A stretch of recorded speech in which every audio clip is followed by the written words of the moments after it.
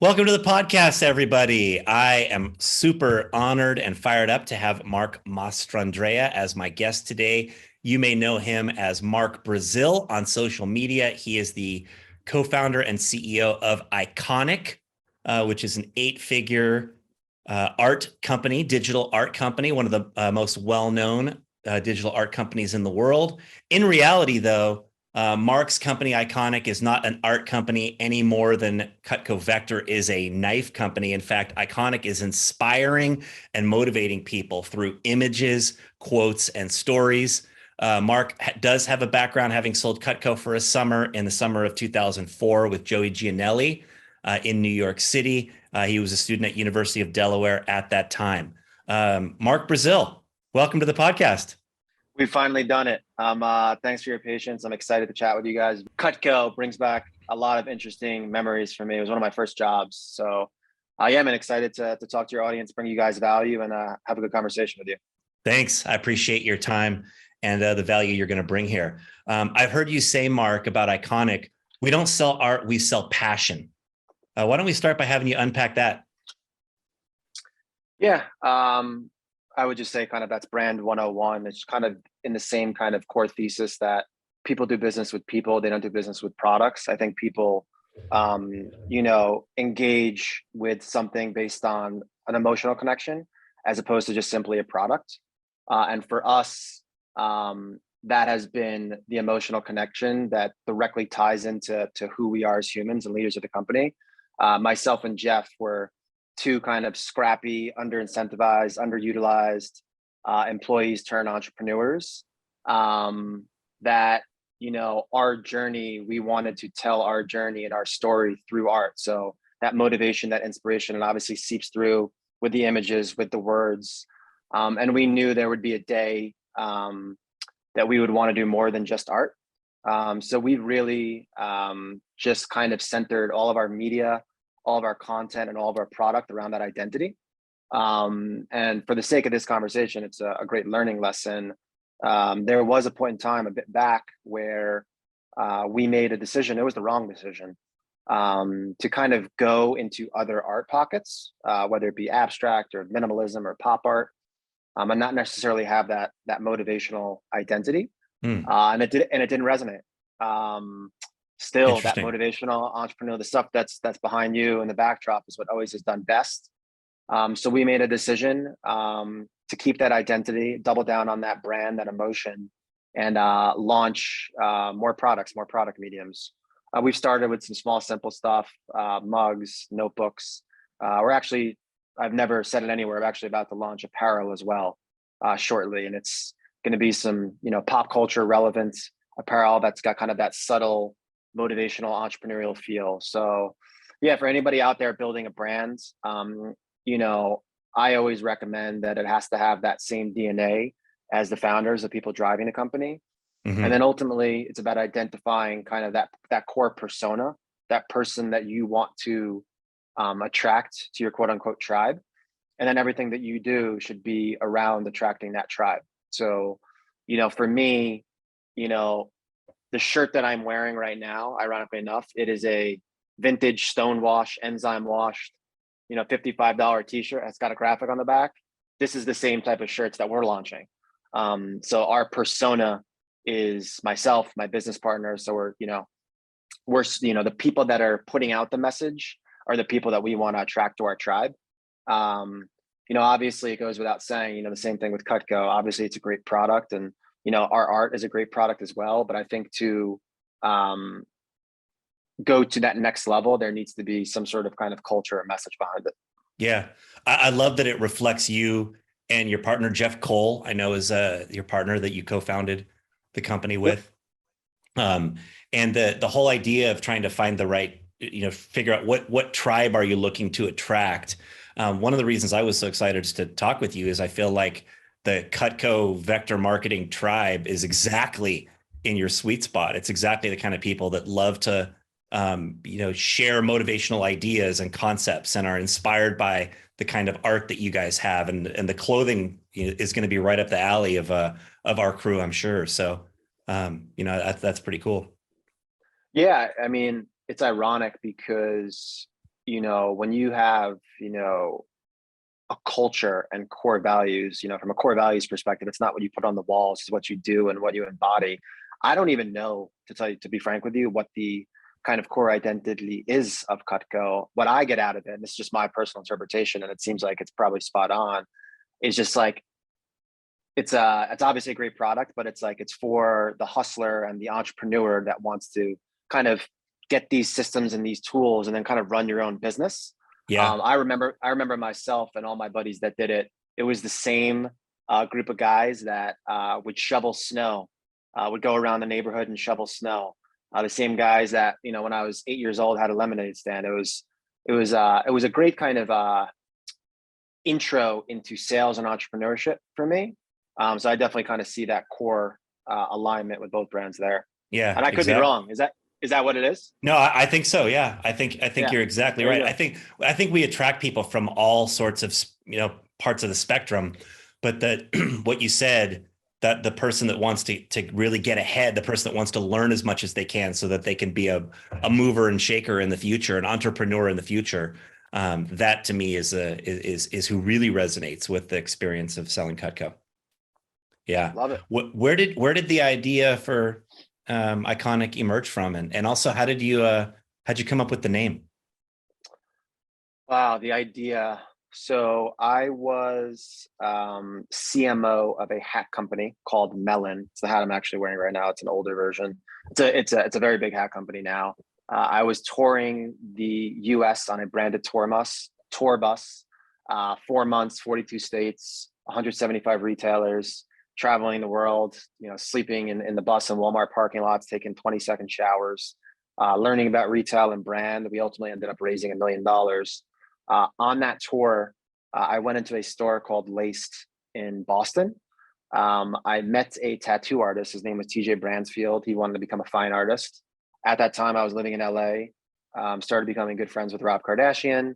TJ wanted to become a fine artist, so he actually made a piece for Rob. I gave it to Rob. Rob posted it on Instagram. TJ, now known as Timmy Sneaks, we rebranded him, got tons of emails, and he goes, "I don't know how to answer these emails. Can you answer them, Mark?" At that time, I wasn't making much money. I go, "Sure." So I don't know when it was, maybe a week, 2 weeks later, a guy named Anthony Tedesco in North Jersey, I sold him a piece of art for, I think it was $1,500, and I became an art dealer. And the next kind of 2-3 years, 2014ish to 2016ish, I realized that most people couldn't afford the art. I'd be answering all of these emails, and at that time, I think I was a fairly seasoned salesman and marketer. People couldn't afford it, so I go, "Hey, why don't we drop a limited time print and see how it does?" And we made 20 grand in 2 days. So I was like, okay, there's a huge hole in this affordable art market. Hmm. And fast forward to 2016, I was living in Carlsbad, San Diego with my now business partner, Jeff Cole, who was the graphic designer for Melon. I had known Jeff at that point for 5-6 years, very, very talented artist. And yeah, we were just both fed up and under incentivized, underutilized, underpaid. And we were two guys that worked really, really hard and had invested an insane amount into ourselves. And the same could be said, obviously, every day, all day. We're always learning. And I told him about this idea. I was like, "Man, there's a huge hole in this market, man." And he started blowing up on Instagram, and he's very, very good at kind of identifying where the puck is going, and saw that on Instagram, everybody was posting motivational quotes, pop culture, memes, photography. So we actually looked on the walls in our little piece of crap Carlsbad apartment, and he had all these canvases from his old apartment in Chicago, this company that he printed them with 5-6 years ago. And he's like, "Man, why don't we just start drop shipping art?" And I was like, "All right." And we went on Trademarkia. It was a mix between trademarkia.com. For you little hustlers out there, trademarkia.com is a quick place to see if your trademark is taken or not, or abandoned, and obviously GoDaddy to get a good domain. And I remember we were broke. We were on a turkey diet. He was cooking the turkey in the kitchen. I was sitting on the kitchen table, and we just kept firing off a bunch of names. I remember another name. It was called Banks. BANX was another one that was very close. And yeah, man, we just riffed for a day. came up with the name Ikonick, secured it on GoDaddy and on trademarket.com. And we use that same production from 5-6 years ago, who now it's our production is now actually our investor and business partner. It's a great case of great customer service. It was a 6-year lead time, and we went with them, and now we built a big business. Yeah, man. And we just started drop shipping art. We thought nothing of it. I remember days where we'd make $1,000 and we thought we were destroying life. And 2016 Black Friday, I think we did like 15 grand, 10, 15, 20 grand. And we're like, wow, this is crazy. And then in March of 2017, we learned about digital marketing, Facebook, Instagram, and Google ads. And then that's when things went absolutely apeshit right away. Yeah. So the early days, you kept your day job and you were working nights on Ikonick, right? Oh yeah. Yeah. So, I mean, I was all of 2016, and then 2017 in March, we did 6 figures, and then we grew 13 months in a row. I was working 5 a.m. to 8 a.m. and 6 p.m. till night for probably, I always say this wrong, I really should go check, I don't know, $3-4 million in revenue we were doing part-time. And then it just got to a point, I'm a little bit more aggressive than Jeff. We wanted to wait until we were very sales heavy on a couple SKUs. So once the kind of SKUs started evening out, we were like, okay, we have a real business. I remember to this day, the day that we quit the other thing that we were doing. And I mean, those days, I will remember those days. They make me so happy. It was just me and him again. I mean, it was literally me, him, his 15-year-old brother was helping us process orders. And then we had a guy doing our Facebook. And it was just this savage, I mean, the first 7-8 months, we like didn't even leave our place. We were just so excited to, do our own thing. So it was, I'll remember those days fondly forever. 2017 was a good one. That's awesome. And it's not really work or a grind when you're building something you're passionate about, and particularly something that you own, right? Yeah. And like, not to keep kind of going back to, I keep saying Vetco and Vector and Cutco. It's just such a good entryway into entrepreneurship, because I mean, entrepreneurship, it's not always the case, but the reason why we loved Ikonick so much, especially in the beginning, it was what you put in, you got out. So the more effort, the more work you put in, the more money you made. And the same can be said with Cutco. The more calls, the more appointments, the longer you stay. I mean, you look at all those mini metrics. You control your own destiny, and the more money you make. So that was what got us the most excited, because I mean, at the prior job, I actually have, you probably can't see it. I don't want to screw this up, but I have $3,500 tattooed on my wrist. Yeah, I was told I wasn't worth $3,500 a month. And I was busting my ass. I mean, I was working Saturdays, working Sundays, and I wasn't making more than $42,000 a year. So when we found that the more work we put in, the more money we made, it was just the quickest addiction you can ever imagine. Yeah, I bet. Yep. Awesome. What do you feel like were some of the biggest challenges you overcame in those early days? I have been an entrepreneur since I'm 17. I've done like Cutco. I worked at Sports Stars for a month and got fired. I've done a bunch of internships in finance. My dad was a Wall Street guy, but I've never really had real jobs. So as far as like the initial kind of entrepreneurship hiccups, I had gotten past that, because I mean, I started this when I was, I think 30. So for me, it was more of, the problems that you come across when you start becoming like a real player. You start to, at least a couple $1 million. We had someone that we worked with that was a former media buyer of ours, take our email list, take our customer list, steal our designs. So I think learning how cutthroat business was, that was hard for me. Not so much for me, more my business partner. He's an artist, so he was a bit more emotional. I don't really tie emotion to business in that sense, but how cutthroat business can be, that was tough. Mm-hmm. When you build a team, I always say that business ultimately is just a bunch of people doing a bunch of things, people being the most important thing. Those people, you can bring in one wrong person and it could ruin things in a big way. So I would say finding the right people, and keeping the right people and keeping them motivated. So I would say kind of knockoffs, finding the right people. And to be frank with you, man, outside of that, the beginning, looking back, we were just on a tear, and it wasn't until in the recent years we really had to battle some new battles. But in the beginning, man, we were just going so fast, and there's something to be said about businesses that are light in people and are quick and are nimble. The bigger you get, the more people, the more fat you get. So yeah, man, we definitely were light and nimble, and then we kind of scaled up a bit. And since then, we've actually scaled down in people, actually, and just doing less things better.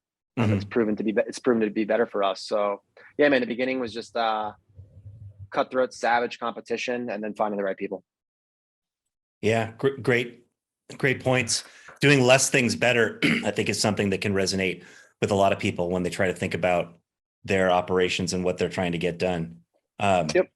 So you guys exploded when you got onto Facebook, Instagram. Tell me a little bit about how your marketing process has evolved. Wow, it's completely different. So it started where it's ironic because I'm Brazilian, so like my hands, I have like little hair around my hands. If you look at all of our early ads, like Jeff was using his iPhone and I was the model, so you can actually see they were all my hands. It started in the beginning that we were just really, really gritty. A lot of iPhone photos, a lot of influencers, focusing really on Facebook and Instagram. And, usually, you could say in almost all industries, the creative is the independent variable that can take, marketing dollars far, not far. That's what's the most important. So we were always kind of iterating. In the beginning, we would like take pictures with hot girls. We'd take pictures in front of cars. We'd use these computer generated graphics, pictures of me holding stuff up. We'd do iPhone videos. It was really, really centered around, I don't know, like iPhone videos and influencers. Those were kind of our big things in the beginning on Facebook and Instagram. As the company's involved, we've shifted very heavily onto Google. We have a great business on Google. We built out that team, having tons of these official licenses, whether it be Muhammad Ali, Upper Deck has Tiger Woods, LeBron James, Michael Jordan, and we have Monopoly and Peanuts. Being able to bid on those and obviously having the official license has been huge for us. And then recently, it's very recent, we've started to emerge in a big way on kind of these new kind of emerging platforms. One of them is TikTok. Another one is YouTube. Our YouTube is starting to really, really gain ground. And I can say the one thing that was the biggest for us, and it was one of the most important things for us when we had, I wouldn't say it was at our height, but when we had the least problems, was when we were producing the most media. We had a web series that was very big. I had a guy follow me around for 18 months. Then we had a podcast that was very big. And then COVID happened, and then we moved to Arizona, and we've stopped doing that. We are moving back to LA by January, and we are going back in this game. So just like you're doing a podcast, we'll have long form, we'll have short form. We're building out our media team in a big, big way to have some great editors. So our marketing has really shifted from, in the beginning, it was really just Facebook and Instagram. Then we layered in Google. COVID was good to us in 2020 because everyone was kind of updating their at-home offices and such. And then for the people listening, I don't know how many marketers are out there. There's something called the iOS update, the Apple update with Facebook. That's putting tons of businesses out of business. That hurt us in a very, very big way. And that for me, I think, like as the leader of the company, has probably been one of the most, not that I need to prove anything to myself. I'm very confident in the relationship I have with myself, but how we've adjusted and pivoted off Facebook and, found other ways to make money. We've diverted and diversified into wholesale as well. We're in some pretty big stores. It's all about, they say if it's not broke, don't break it. but I actually disagree with that in some sense.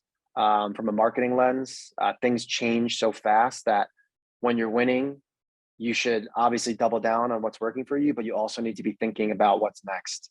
And I didn't act quick enough on the iOS Facebook update. I mean, I did, but I could have acted way faster and we would have been in a way better position way earlier. So for anybody out there, I would just say like diversification of marketing channels is huge. I also saw you talking about marketing, and you talked about having a content strategy that's based on who you are. Does this speak back to what we talked about earlier with how you guys founded Ikonick, and just the, you know, the idea that it would reflect on your own personalities and, you know, the things that that inspire you? Yeah, I mean, the reality is there's been opportunities that we've had that myself and Jeff have not done because we just didn't think it was, you know, native to our true authentic self. And I can tell you, like, authenticity always wins. I would say that I'm like I err, you know, if you look at kind of all different types of CEOs, I'm probably on the edgy side, and a bit more out there and brash, and I curse, I guess you could say. I haven't cursed at all. I'm proud of myself. Um, and I know that's going to detract some people, but it's going to attract the people that kind of see through it and value what I have to say for what it is. It's the same with Gary, who's, you know, a mentor, an investor, a business partner of ours. Is like, you know, people tune him out because he curses, but they're just missing all of the other good stuff that comes with it. So yeah, you have to stay authentic to anything and everything. I'm really excited for us to bring back media in a big way. Us just repurposing our old media right now is absolutely destroying it. I have a lot to say. I've changed as a human. Our whole entire company has changed. We all have growth mindsets. So I'm excited to explore and talk to new people, new things. Our company's expanded in a big way into Web3 and NFTs. That's something that's going to be really exciting to usher in the mainstream and the Web2 people into Web3. So yeah, you got to be authentic. And you know, it's a joke to everybody that knows me. I am half an idiot at 99.9% of things in the world. I'm terrible at the directions. I don't know how to ride a bike. I don't know a lot. I'm terrible, man. But there's very few things that I'll take me against anybody in the world, and I just focus on that. So you'll see when I'm talking about stuff, I'm really only talking about stuff that I know and I've been in the dirt on. And I'm not. I'll literally just say I don't know the answer. If I don't know the answer, I'm not one to like speak on stuff that I don't know. So if you're confident speaking about the stuff that you're passionate about and is authentic to you and your audience, that's what will resonate. That's a great insight. Just really strong concepts for people to think about as they consider what they want to build and how they want to build it, and having something that really resonates with who you are. So, and I love that you're playing to your strengths, Mark. I mean, it's clear that you're really good at what you do, and you're making the most of the opportunities that you've built for yourself. So that's great. Was Thank there you, a man. Yeah, was there a particular product or SKU that really exploded Iconic's results that you can remember? It was more kind of widespread across multiple SKUs. You're always going to have kind of the 80-20 where you get 80% of your business from 20% of the SKUs. There wasn't one particular one. I think for us, when we got the Muhammad Ali license and the NBA license, that was kind of the inflection point where I realized in this space, using that to then be able to leverage us to get not only more licenses, but just everything from a credibility perspective. It's like, if you have, blue chip licenses like Muhammad Ali and the NBA, and you have, blue chip partnerships with entrepreneurs like Gary Vee and Damon John, it makes it a lot easier to go talk to other entrepreneurs and other licenses. So, another piece of advice that I would say to all the people out there is just, life and business is a game of leverage, and you need to fight and scrap your way to get that first piece. And when you get that first piece, things will get easier. And people don't realize it's the hardest to obviously get the first one, but you got to do everything in your power to get that first one. I mean, I ironically enough, I was here in Las Vegas. Day before the Las Vegas Licensing Expo, I had no appointments, no tickets, no nothing. I just walked in with my headphones, walked around, and there was this big booth, ABG, Authentic Brands Group. It's actually the second, I think now, biggest licensing company in the world. They had the licensing rights. Marilyn Monroe, Elvis Presley, Shaq. They bought Tap Out. They bought Reebok, Muhammad Ali. I went. I asked for an appointment. They said, "Fuck off." I went home that night on LinkedIn, and I started looking at all their employees, and then I started remembering what people looked like and seeing who potentially could resonate with me. And there's this one guy, he doesn't work there anymore. His name's Luke Walsh. He looked like he'd be my friend. So I went and said I had an appointment with Luke Walsh, and he was like laughing that I didn't have an appointment with him. And then I just kept trying and trying and trying. And then I became friends with this guy that was trying to give me the license for the San Diego Zoo. I remember he works for a soccer team now. He's a nice guy. He's like, man, if you want to get an appointment, you got to go the last day at the end, because no one really has appointments because everybody's hungover and tired. So long story short, I obviously knew what Luke looked like at that point via LinkedIn and via shouting his name. And I went to the end and I go, Luke, give me 10, 15 minutes. And I went at the end, last day, last appointment, and took me 15, 20 minutes to buy myself a chance. And to cut to the chase, we got the license, and our first quarter, we beat their 20-year plus poster licensee. And then I leveraged that to the NBA, and then I got more licenses under the ABG umbrella, Elvis Presley, Marilyn Monroe. And then I just went leverage.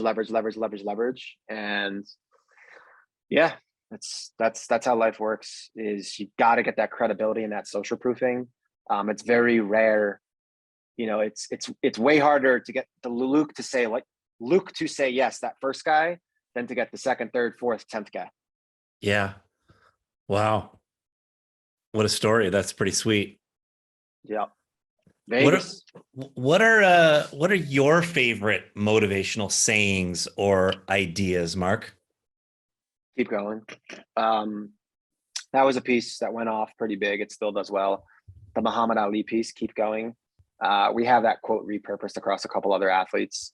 The Michael Jordan one's really, really cool. I would say that. I have tattooed on my leg, rest at the end, not in the middle. It's a Kobe Bryant quote from his 7th grade English teacher.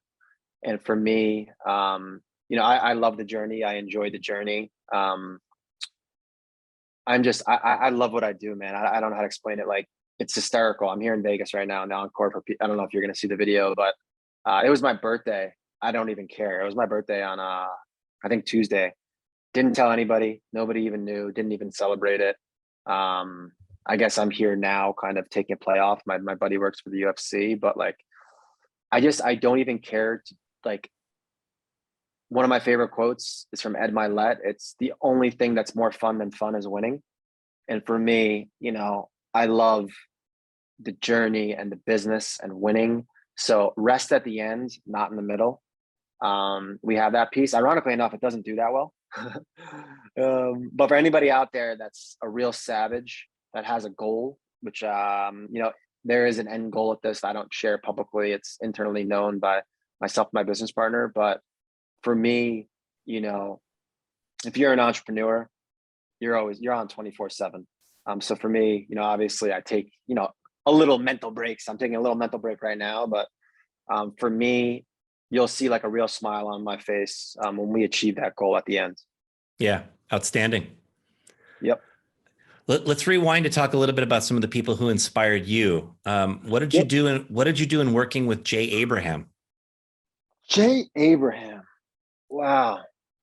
So Jay Abraham, I was CMO of that hat company, Melon.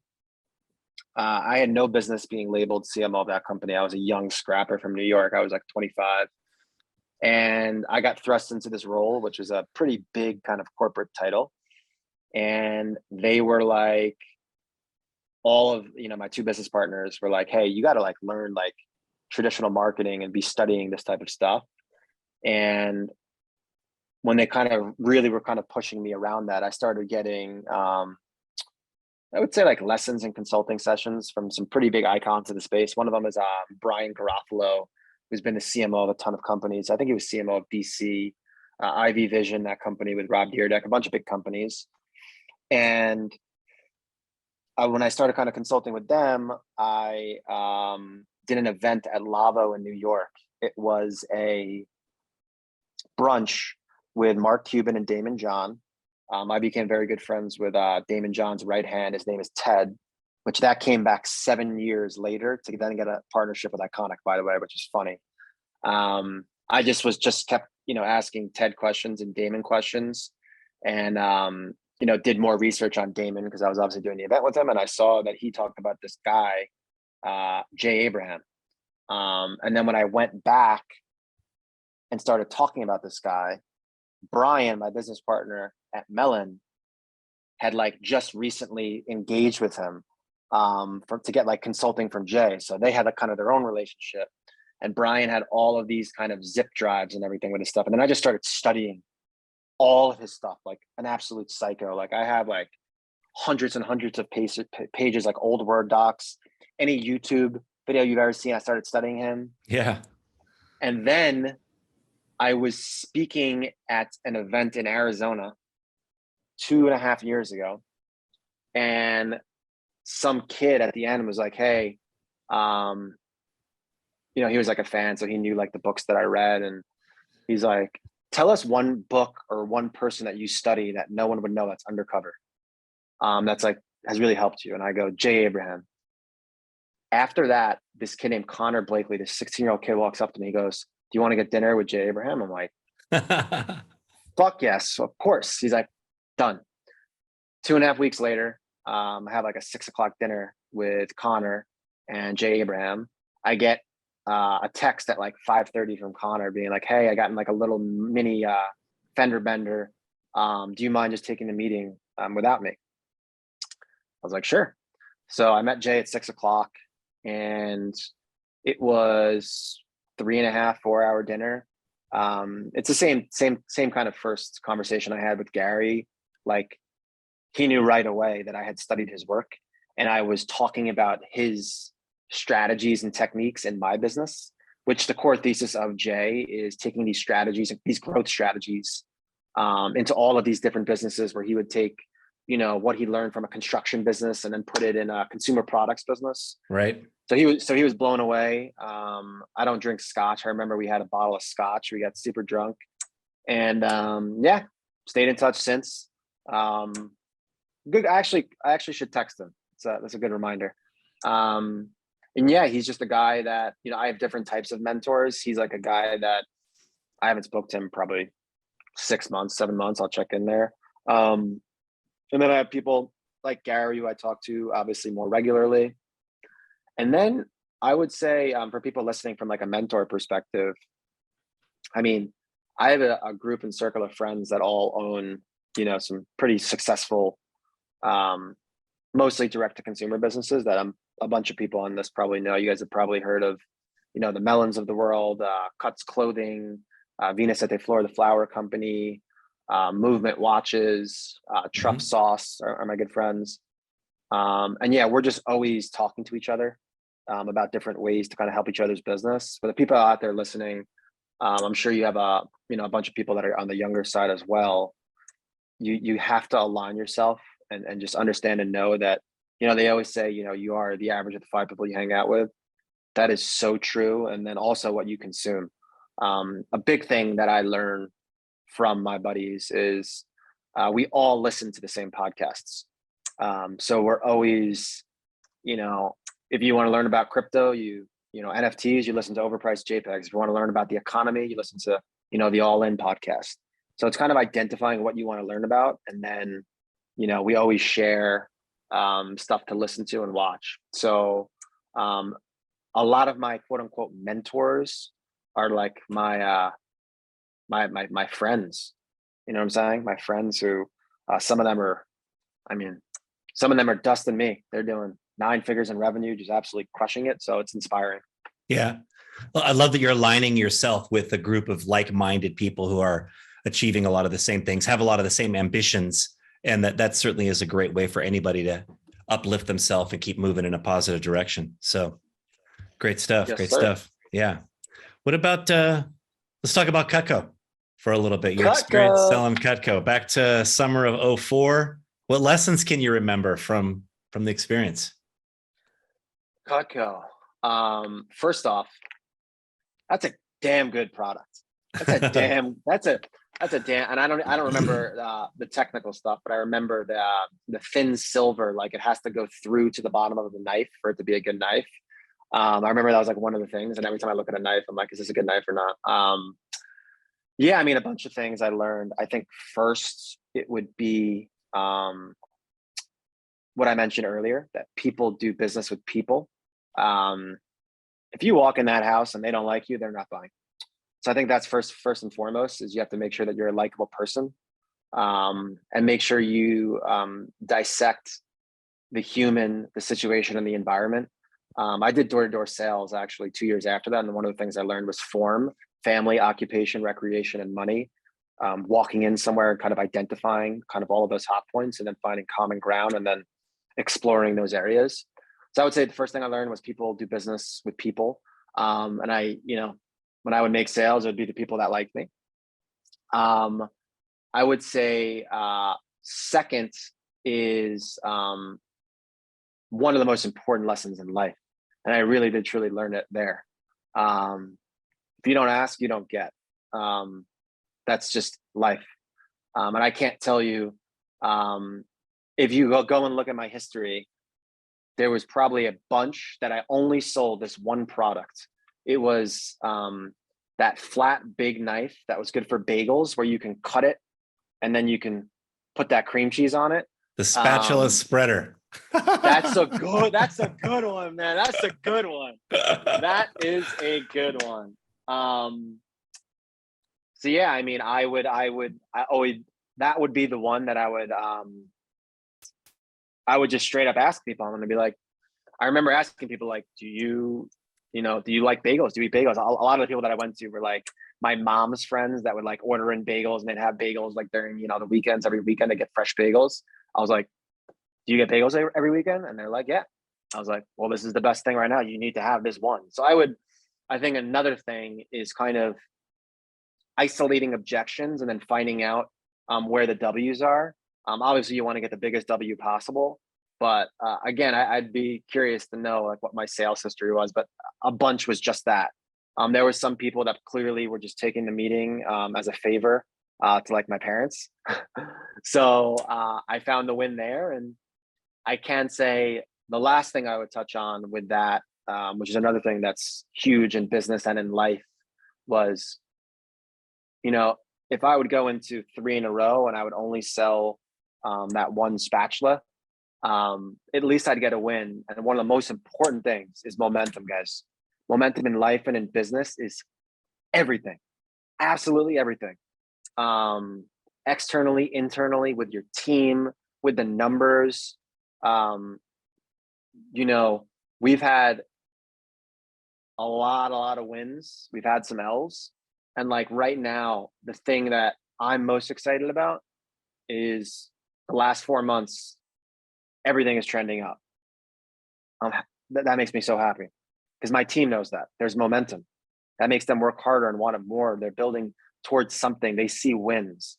So for anybody out there, just don't leave that damn appointment without getting that one win.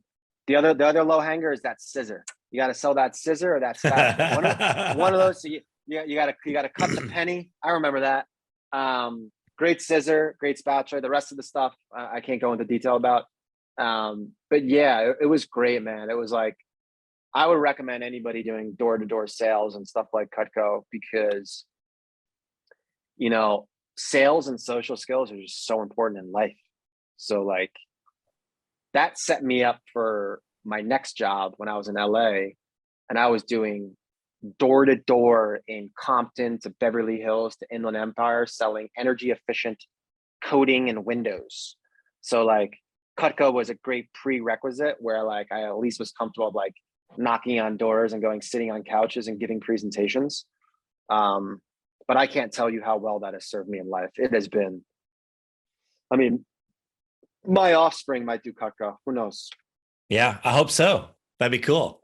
Especially Let's if they, go. especially if you get back to California, because that's my territory. So, There you go. um, Love it. hey, so I have heard you say something along the lines of, the economy now is a skills and knowledge economy. It's not a jobs and resume economy. And you have promoted for, people the importance of investing in themselves. Anything you can say about that to the Cutco Vector audience? I mean, our audience is full of young entrepreneurs that want to be rainmakers in the future. And I think that concept is really an important one. Maybe you could expound upon that briefly. Yeah. I would just say at its simplest form is you just got to become undeniable. Like for me, I just didn't catch my break, but like I knew there was other people winning and I could destroy these people, but I just didn't catch my break yet. So like for everybody out there, if you keep investing in yourself, podcasts, YouTubes. I mean, like when I'm working out, it's podcasts all the time. I'm always studying, learning, listening. I could go into the most random place and find out, if I'm at a restaurant, I want to ask like, are you guys pooling tips? Or are you getting tips by yourself? Just figuring out everything. You want to learn something everywhere you go. In every situation, there's a way to learn. If you do that, it's inevitable you'll win. You have to work hard, not be a piece of shit, and study and learn and listen. And I can assure you that if you take that approach, that I'm talking about like aggressively, like work hard, study during the weekends. I mean, you're going to hit a W before you're 35. I don't see how you don't, to be honest with you. Then I would say the last thing as far as investing in yourself. This is something I've never said on a podcast, and it's ironic because I'm here in Vegas, and like I mentioned that like I haven't really had like a drink in a couple months, and I had one drink yesterday. Investing in your health and fitness has such a ripple effect on everything else. I don't even really care to drink anymore. I really, really don't. I just want to win. All that does is just get in the way of everything. So I think that getting into a great place mentally and physically, and finding a way to do a little bit of exercise and getting in front of the sun and eating healthy, that's something that people will be very, very surprised at how much that ties into business. What's ironic is athletes want to become entrepreneurs, and entrepreneurs are starting to train like athletes. Look at Bezos. He's fucking shredded. You don't find many of the biggest business bosses in the world out of shape. Like they're all in shape. That's not by surprise for everybody listening. You start training your body and your mind as if like you're training for like the Olympics. So like for me, like I'm in Vegas and like I trained this morning. Like I'm training. I've gotten into a way better situation, and I'm starting to see it affect.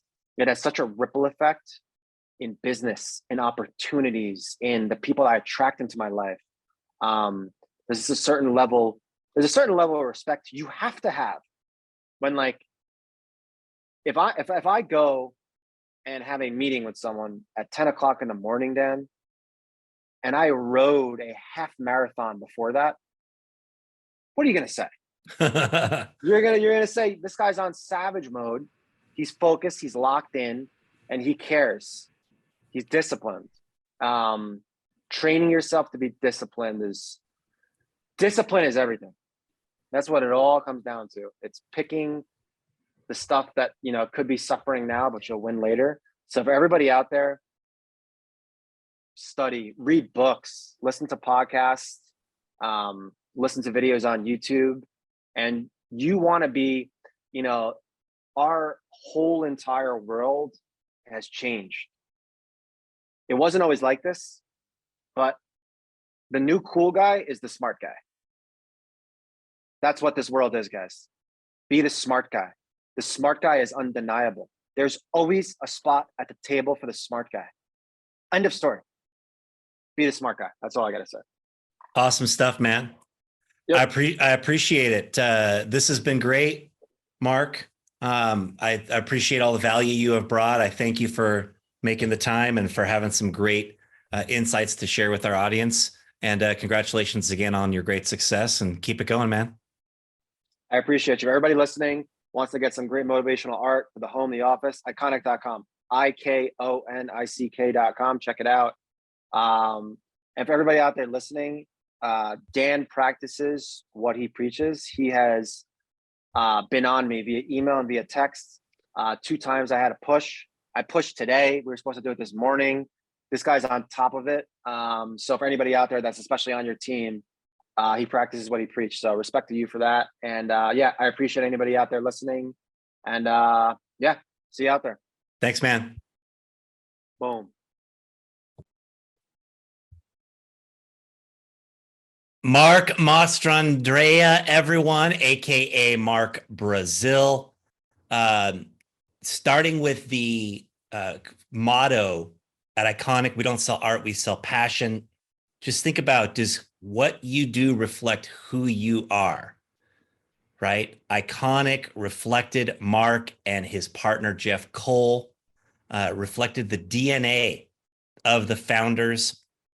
And that's how they knew that they had found the right opportunity to build.